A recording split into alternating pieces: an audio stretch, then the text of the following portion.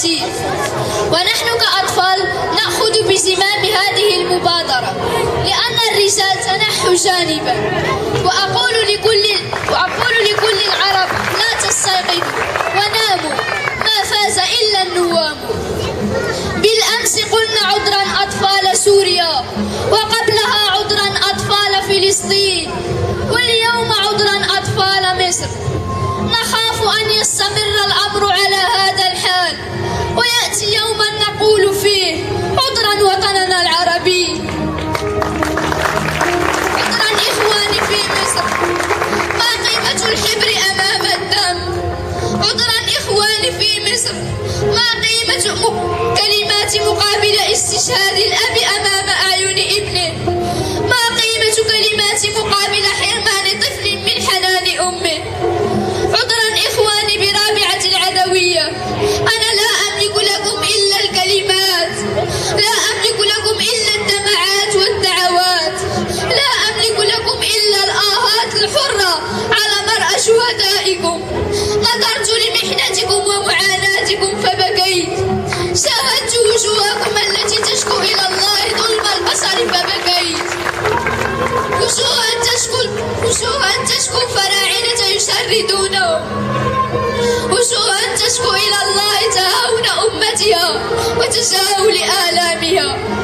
اغتيلت براءتكم، قتلت طفولتكم، مسحت بسمتكم، أوقفت ضحكتكم، زرع الحزن في قلوبكم. ينظر الواحد فيكم حوله فيرى أمه أو أباه، أخته أو أخاه، أرى جاره أو صديقه صريعا مدرجا بدمائه، يتساءل: ماذا حصل؟ ما السبب؟ لما قتلوا أبي؟ لما اغتالوا أخي؟ لما حرمت من حضن أمي؟ لما لم أجد حنان أختي؟ أين رفيقي وصديقي؟ لم أرهم يحملون سلاحا، لم أرى بأيديهم بندقية ولا رشاشا، بل رأيت لافتة تطالب بالشرعية، تطالب بالعدل والحرية.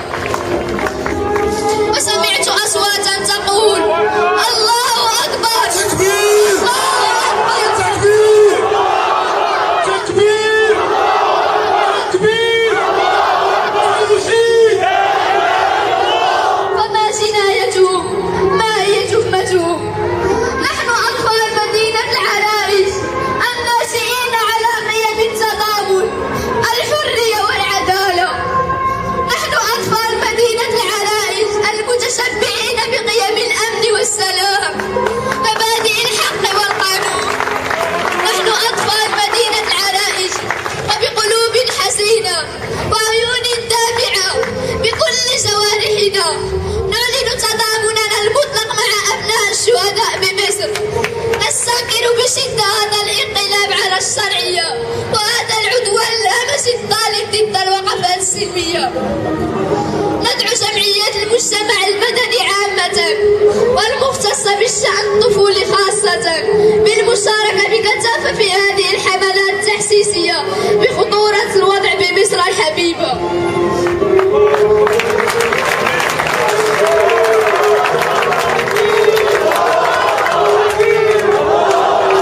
تكبير، تكبير، توحيد.